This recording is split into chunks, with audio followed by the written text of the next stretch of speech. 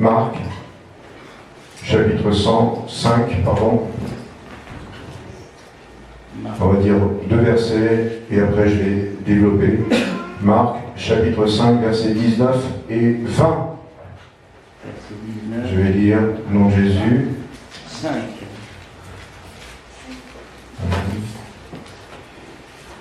Ce matin, on a une parole qui fait du bien. Marc, chapitre 5, versets 19 à 20. Qu'est-ce que dit notre Dieu? Jésus ne lui permit pas, mais il lui dit, va. Va dans ta maison vers les tiens et raconte-leur tout ce que le Seigneur t'a fait et comment il a eu pitié de toi. Verset 20, il s'en alla, il se mit à publier dans la Décapole tout ce que Jésus avait fait pour lui, et tous furent dans l'étonnement. Voilà la guérison d'un démoniaque. Un Gadarénien qui se trouvait dans une grotte, qui était pieds et poings liés, et qui se déchaînait tout le temps, malgré tout. Il avait une force diabolique.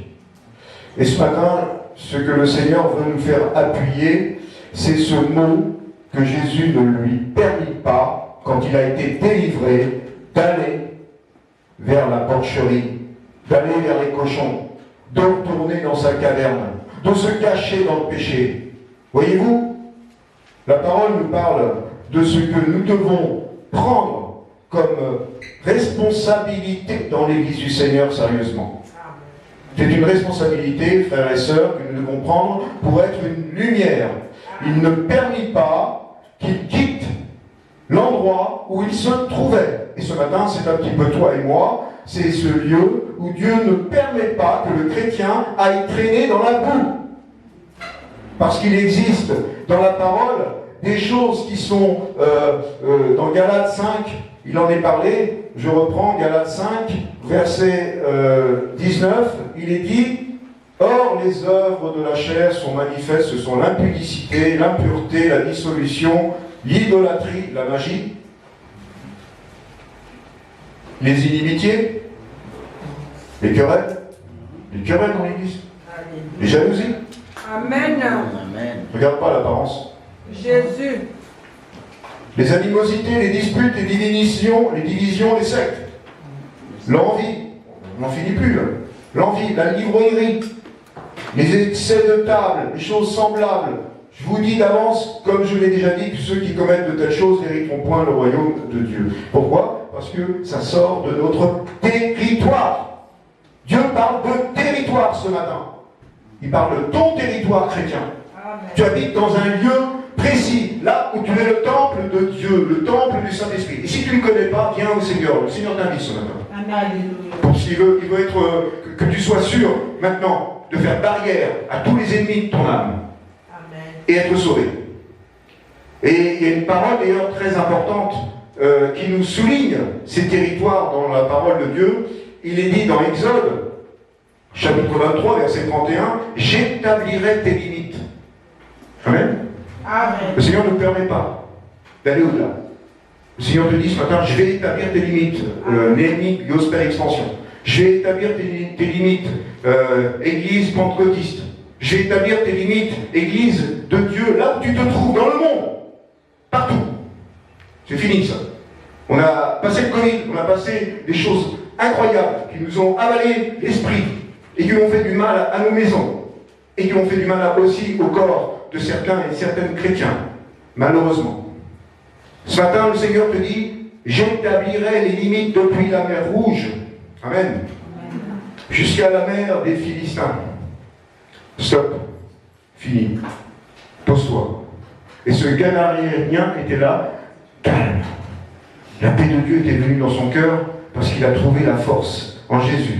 Lui qui a dit, Jésus, eh bien maintenant, arrière de moi, Satan.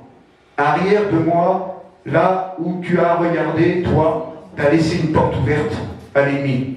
Ce matin, tu laisses une porte ouverte encore à l'ennemi et tu n'es pas bien. Et Dieu veut te parler. Que tu dois rentrer maintenant dans le territoire du Seigneur.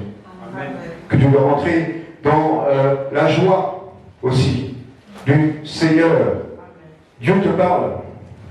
Dieu te dit des choses qui sont révélatrices. Dans Josué, au chapitre 1, verset 3, il dit « Tout lieu que tu fouleras à la plante de ton pied, je te le donne comme je l'ai dit à Moïse. » Amen. Amen. Ce territoire t'appartient. Vous aurez pour territoire, verset 4, depuis le désert et le Liban jusqu'au grand fleuve, le fleuve de l'Euphrate, tout le pays. Ça ne s'arrêtera pas. Tu dois obéir à Dieu. Ça ne s'arrêtera pas. Mais tu dois délimiter ton territoire au nom de Jésus-Christ dès ce matin par l'autorité que Dieu t'a donnée. Tu dois franchir un pas nouveau, d'une vision nouvelle, d'un besoin qui fait que cette saison t'appartient au nom de Jésus-Christ de Nazareth. Et cela vient du trône de la grâce. Et Dieu doit accomplir du trône de la grâce ce que ton cœur désire. Dieu te dit, je ne t'abandonnerai pas. Je ne te délaisserai jamais. Mais toi, tu te condamnes. Pourquoi? Pourquoi tu sors des limites de tes raisonnements? Dans tes raisonnements, tu restes en dehors des pensées de Dieu. Tu te conduis comme si Jésus n'était pas là. Parce que quand tu parles les uns aux autres, on parle des fois, on ne parle pas par le Saint-Esprit de Dieu. On parle par nos comédies, par des masques encore qui sont là, qu'on a oubliés, qu'on a cachés. Amen. Donc on ne s'est pas défait, détruit au nom de Jésus à la croix de Golgotha. Ça commence à la croix ce matin. Ça commence à l'appel que Dieu te fait ce matin. De rentrer dans le chemin de la petite porte étroite. Et de ne plus regarder la voie large et spacieuse de ce monde au nom de Jésus-Christ de Nazareth. Amen. Ça commence par une fervente prière d'abandon à Dieu. Que Dieu fasse grâce en retour à ton âme. Amen. Et tu sois sauvé ce matin. Amen. Jésus veut te parler. Amen. La parole dit quelque chose de très exceptionnel. Dieu va plus loin, il dit à ce Gadarénien, il s'en alla. Va dans ta maison, vers les tiens.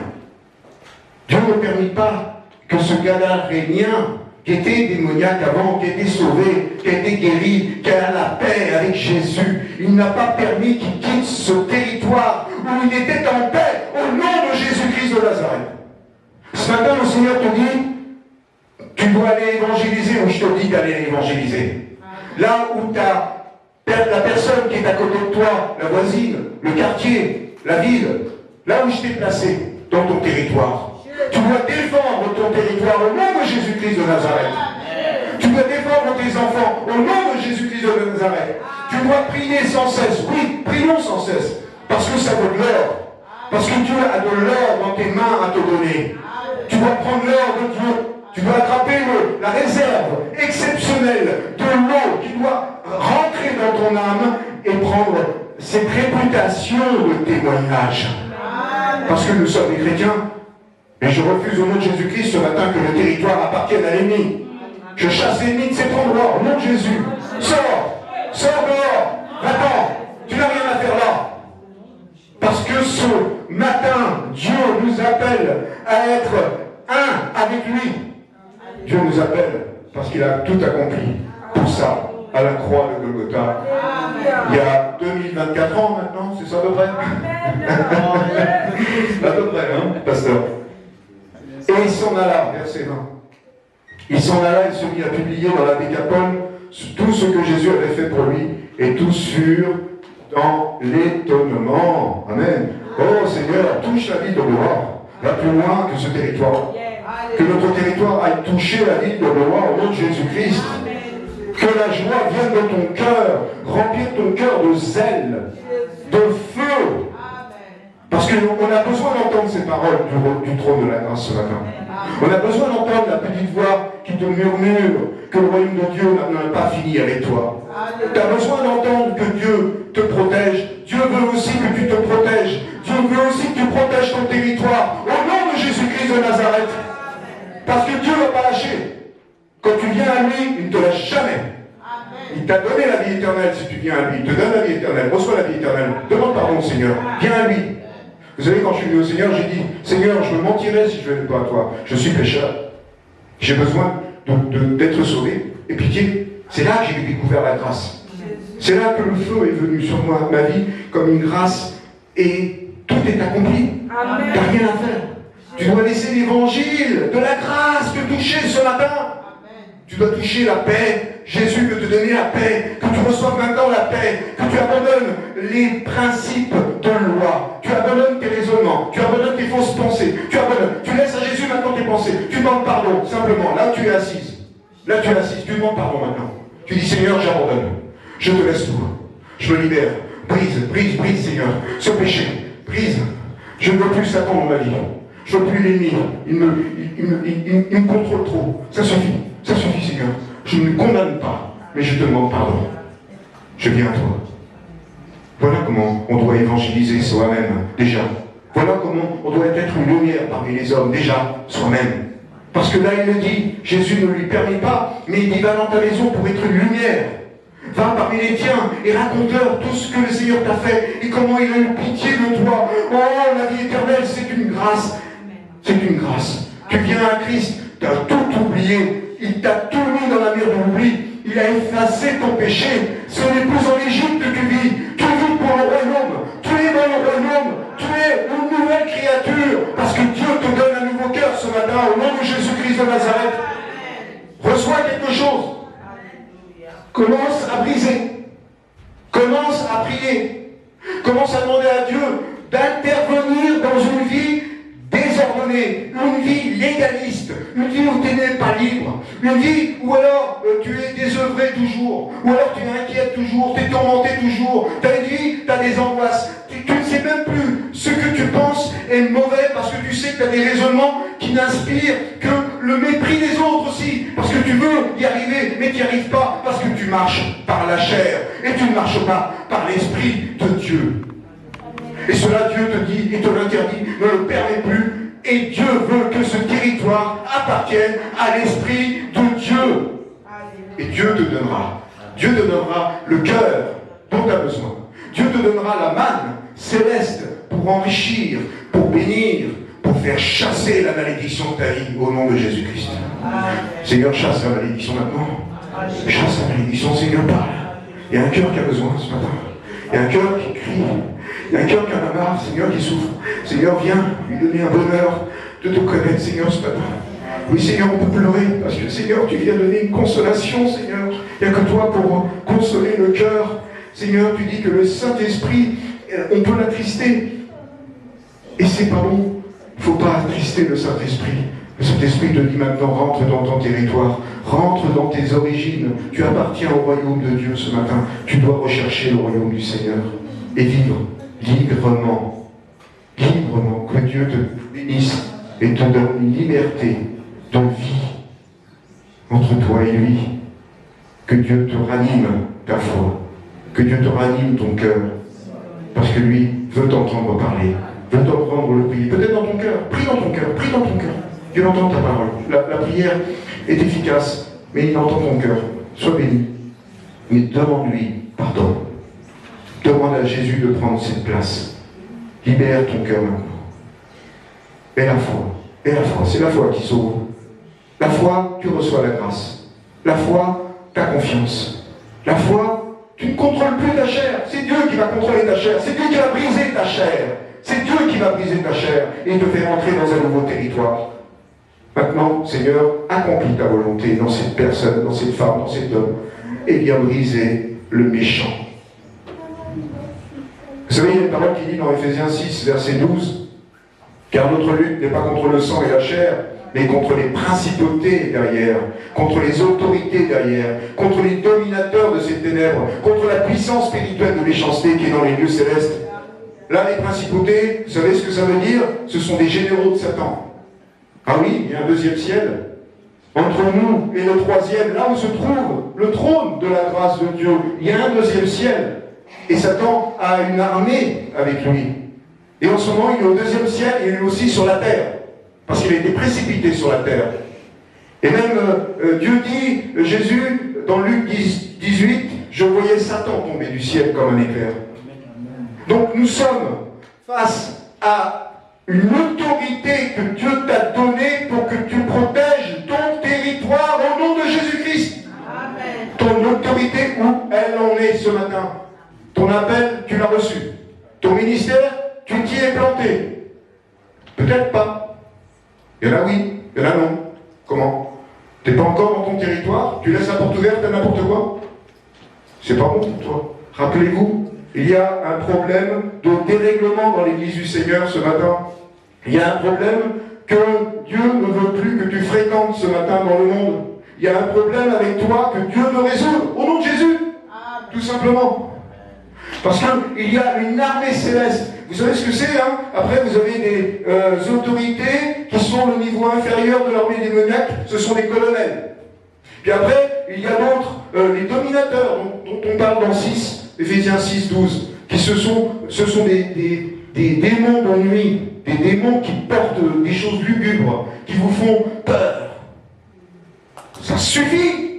Prenez autorité au nom de Jésus, demandez à Jésus de venir prendre autorité dans votre cœur maintenant contre ces choses qui sont des preuves du manque d'amour, des preuves du manque de paix, des preuves que nous sommes plus patients, parce que nous avons besoin d'une grâce de Dieu dans l'amour, dans la paix, dans la patience, dans la maîtrise de soi, dans la douceur. Nous avons besoin d'être calmes. Calme-toi et demande à Dieu ce matin de remplir ce vase et d'en faire un vase d'honneur. Libère ton cœur pour que Dieu agisse maintenant. C'est une réalité. Et c'est sérieux. La parole est sérieuse. Et vous avez aussi l'esprit de méchanceté. Rappelez-vous quand il dit contre la puissance spirituelle de méchanceté. On se bat pour une raison très précise. On ne le voit pas. Il y a un monde invisible qui t'entoure. D'ailleurs, Daniel le dit, hein, ne crains pas, il le dit parce que l'émissaire du royaume de Dieu est venu voir Daniel, un enfant de Dieu dans l'Ancien Testament qui priait sans cesse. Eh bien, il dit à Daniel, ne crains rien, le chef du royaume de Perse m'a résisté. Il te résiste, le diable. Il ne veut pas que tu tournes vers Dieu. Il y a un moment que ça dure, tu recherches pourtant. Dieu te dit, aie l'espoir ce matin. Tu combats le bon combat de la foi. Tu combats pour remporter une grande victoire. Tu dois combattre maintenant. Tu dois continuer à combattre. Et là, qu'est-ce qu'il dit? Il m'a résisté 21 jours. Mais voici, Michael, l'ange Michael, hein, l'un des principaux chefs est venu à mon secours. Amen, amen, amen. Dieu travaille. Dieu ne laisse jamais celui qui est venu à lui tel qu'il est. Amen. Sois béni ce matin. Amen. Sois béni ce matin parce que, vous savez, je n'ai pas envie de parler longtemps, mais j'ai envie de te dire que le Saint-Esprit est là pour remettre de l'ordre dans ta vie. Amen. Et que tu dois établir maintenant dans ton cœur une liaison directe avec le royaume de Dieu. Amen. Et que ce territoire t'appartient. Amen. Et je dis au nom de Jésus-Christ que Néhémie Gospel Expansion, c'est le territoire de Dieu ce matin, au nom de Jésus-Christ de Nazareth. Amen. Parce que c'est une vérité, nous ne pouvons pas abandonner. Parce que je sais que des fois on est condamnable, on est accusé, on est toujours dans le mensonge même de l'ennemi. Et Dieu le refuse. Amen. Dieu te dit ça, c'est pas mon territoire. Amen. Ça, c'est celui qui se tape la tête contre les murs. Vous savez, dans un endroit psychiatrique, on le voit de plus en plus de gens, d'ailleurs, rentrent dans la psychiatrie de plus en plus aujourd'hui, malheureusement. Puis, dans la psychiatrie, j'ai déjà vu ça quand j'étais ambulancier, je voyais des gens avec des casques sur la tête. Je dis, qu'est-ce que c'est ça? Ben, ils étaient fous. Mais attention, ils se tapaient la tête contre les murs. À force, on leur mettait un casque sur la tête. Il y avait du sang partout. Mais vous savez, quand la personne touche le territoire du mal, il faut qu'il ferme la porte. Parce qu'il y a un problème. Il tourne en rond depuis trop longtemps, celui-là. Il a besoin de calme. Il a besoin que Dieu assiste ce problème. Il a besoin de laisser la solution à Dieu maintenant. Parce que sinon, il se tapera la tête tout le temps dans la vie. Et il y aura toujours des portes qui se rouvriront. Et il y aura toujours le péché sans cesse qui l'accablera. Il recommencera sans cesse. Et il finira par finir sa vie comme un pauvre chrétien qui sera peut-être même pharisien, hypocrite. Et il n'aura rien donné de temps à Dieu. Il n'aura pas laissé couler le flot d'eau vive dans son cœur pour être pardonné au nom de Jésus-Christ de Nazareth. Recevez ce matin quelque chose. Vous savez, Dieu est là. Mais vous devez venir. Lui demander de rester, Seigneur. Je veux rester dans mon territoire. Maintenant, je veux que la maladie quitte ce territoire au nom de Jésus. Amen. Je veux que mes dettes quittent ce territoire au nom de Jésus-Christ. Je veux tout ce qui est contre ma vérité, contre la vérité de Dieu, tout ce qui me préoccupe depuis trop longtemps quitte ce territoire. Mon territoire appartient à Dieu. demande de prendre sa main maintenant. Comme c'est pas dire, il lui dit tends ta main. Puis qu'est-ce qui s'est passé? Elle était lépreuse. Il a tendu sa main. Qu'est-ce qu'a fait la main? Il a guéri Jésus. Et puis elle était blanche comme la neige, alléluia. Et vous savez, cette main, quand il a tendu, il a eu la foi de l'attendre. Il a eu la confiance en Dieu. Et cette main est devenue semblable à l'autre main. Tout doit revenir dans l'ordre des choses de ta vie maintenant au nom de Jésus. Tout doit redevenir ce que tu vis maintenant. Tu le reçois dans la grâce de Dieu, que Dieu accomplisse maintenant la solution que tu ne peux pas faire à sa place. Tu ne dois pas combattre Satan à la place de Dieu. Parce que, vous savez, Daniel, qu'est-ce qu'il a fait? À aucun moment, Daniel a combattu les principautés démoniaques. Hein. Non. Sa prière, en revanche, a déclenché une guerre spirituelle dans les cieux. Et son combat était la prière, insistante par la foi. Et ce matin, tu ne te bats pas à la place de Dieu. C'est Dieu qui s'occupe de ton problème. Amen. Et la patience, tu l'attends, mais tu vas voir. Eh bien, c'est d'attendre que Dieu va agir maintenant. Amen. Dieu va foncer vers cette prière que tu vas faire ce matin. Amen. Et tu vas lui abandonner ton territoire. Amen. Seigneur Jésus, merci pour ce matin. Je ne suis pas digne, mais toi tu es digne de recevoir la louange, Jésus. Alors je prie que si, frères et sœurs, il y en a qui sont appelés à vivre une vie libre, Jésus est vivant, maintenant viennent à Dieu, demandent pardon de ceux qu'ils ont fréquenté un autre territoire et demande à Dieu maintenant de fermer la porte à ces choses de mensonge au nom de Jésus. Demande à Dieu de fermer la porte qui résiste. Demande à Dieu de fermer ce péché qui résiste. Demande à Dieu, parce qu'il y a quelque chose dans l'église qui te peine, qui te fait du mal. Et là, l'Esprit Saint soupire et tu l'attristes. Et Dieu ne veut plus que tu l'attristes, il veut que tu rentres maintenant dans ta maison. Alors viens devant peut-être. Tu as besoin d'être guéri de ta maladie? Viens devant maintenant. Tu as besoin de chasser l'esprit de division dans ton cœur, de pharisien, de durcissement. Viens devant Christ. Viens devant Jésus et demande-lui que ce territoire, il te le purifie. Qu'il vienne maintenant, Jésus, dans ta vie, purifier ce cœur qui a besoin. Je ne sais pas. Je ne sais pas qui. Je ne connais pas vos cœurs, frères et sœurs. Mais Dieu, tu l'entends parler là. Tu sais qui t'appelle. Viens à Dieu simplement parce que tu veux en découdre avec le mensonge. Viens à Dieu simplement parce que tu ne veux plus rester comme hier. Tu veux que la position de Christ vienne t'habiter totalement et te réjouir d'une nouvelle vie. Tu veux accepter. Alors je t'appelle à te lever. Je t'appelle à venir à Jésus devant et nous allons prier. Nous allons prier pour que tu viennes à obéir par la bénédiction que Dieu veut poser sur ta main, sur ta tête, sur ton problème, sur ta maladie peut-être, sur les choses qui t'embêtent depuis si longtemps. Viens devant. Oui ma soeur, oui mon frère. Encore d'autres.